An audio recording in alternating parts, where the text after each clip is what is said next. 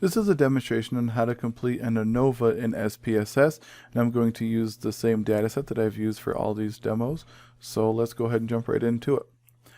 When we are going to conduct an ANOVA, we need to have two variables. One variable needs to be a nominal variable that we're going to use to group, and the other variable needs to be something that we're measuring.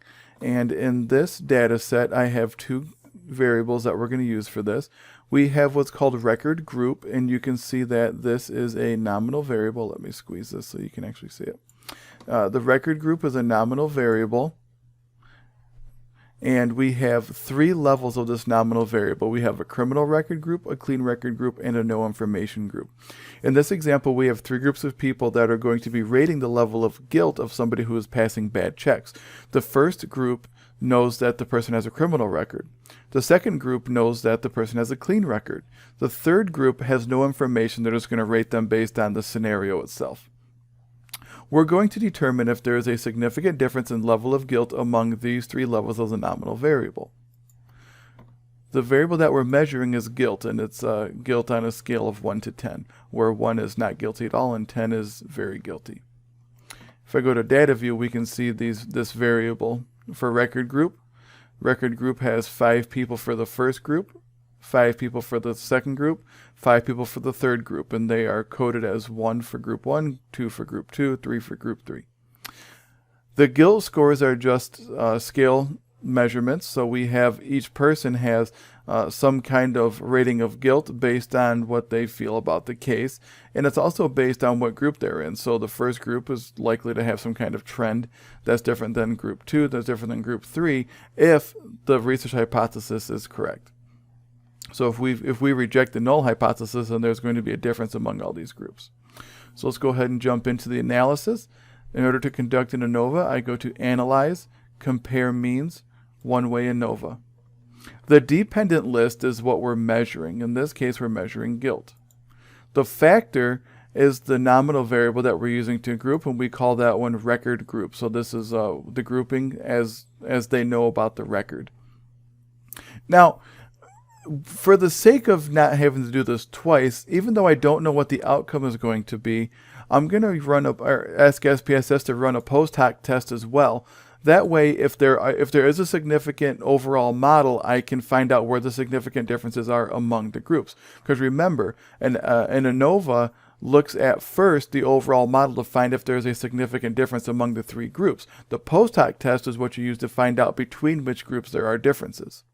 I click Continue. Now I can click on options to see what's interesting to me.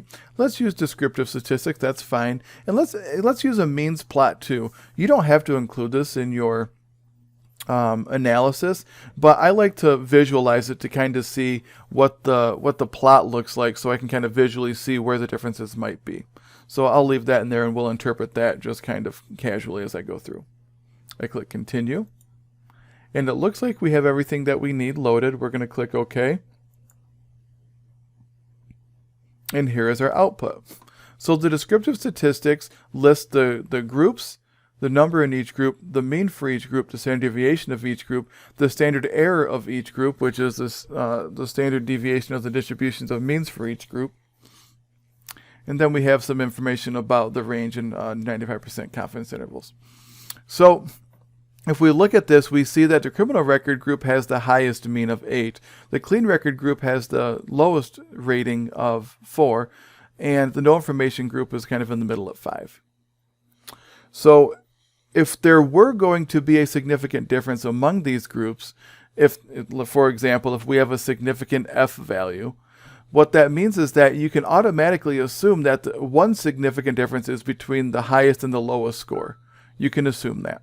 So let's go ahead and take a look at the ANOVA table to find out where our differences are, if there are differences. No, excuse me, that's not what I meant.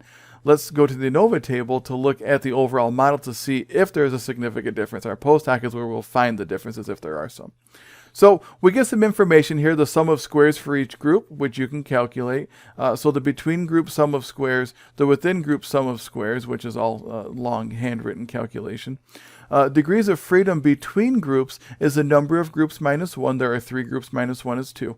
The within groups degrees of freedom is the sum of the degrees of freedom for each group. So each group has 5 in it. So 5 minus 1 is 4. So each group has 4 degrees of freedom. The sum of 4 and 4 and 4 is 12.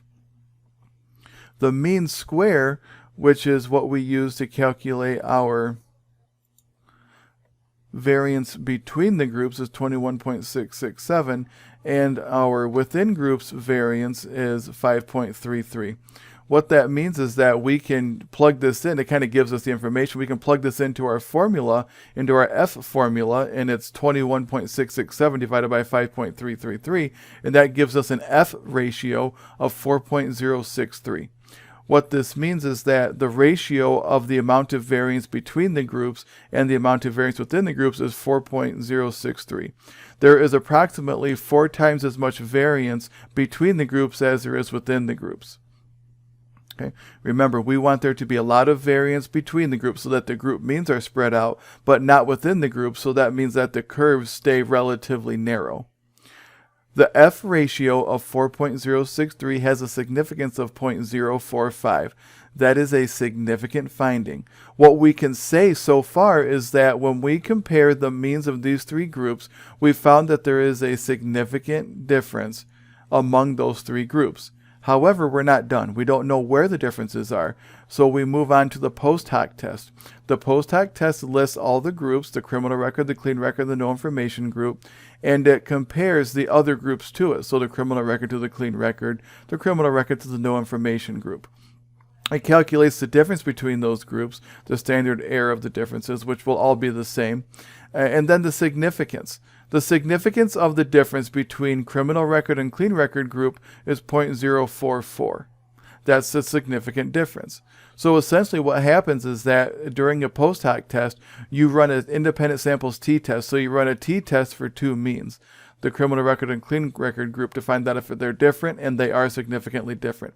So there is a significant difference at the criminal record and clean record group. However, between the criminal record and no information group, there is not a significant difference. The significance is 0.142. That is not significant because it is not less than 0.05. The difference between the clean record and criminal record group is 0.044. Well, wait a second, that's the same as up here. Well, that's right, because what SPSS does is it looks at every combination even if it duplicates it. So criminal record and clean record is the same as clean record and criminal record. That won't change. So half of these you can ignore.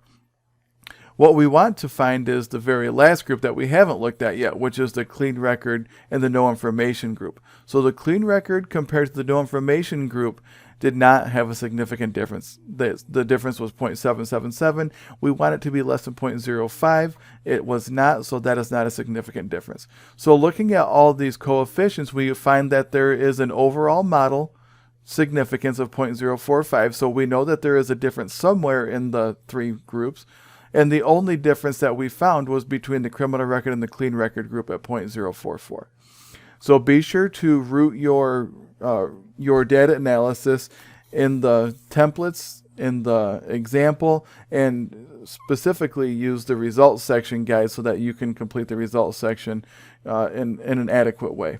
We did run a means plot. So let's go ahead and take a look at that real quick, just as a visual representation.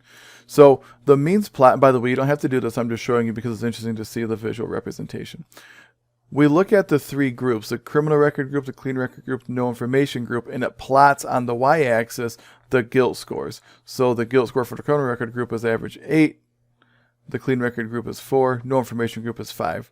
And you can see, according to this plot, that there is a big difference between the criminal record and the clean record group, but not so much between the clean record and no information group, and not quite a significant difference between the no information group and the criminal record group, which was indicated by our post hoc. So if we look at the difference between the no information and the criminal record group, you would think, wow, that's a big difference. But according to our post hoc test, the difference between the no information group and the criminal record group, go away, is 0.142. So it's, approaching kind of significant, but it's not. It's 0.142. We want it to be less than 0.05. So the means plot is an interesting way of looking at that. If you have any questions, please feel free to reach out, and I look forward to seeing your work.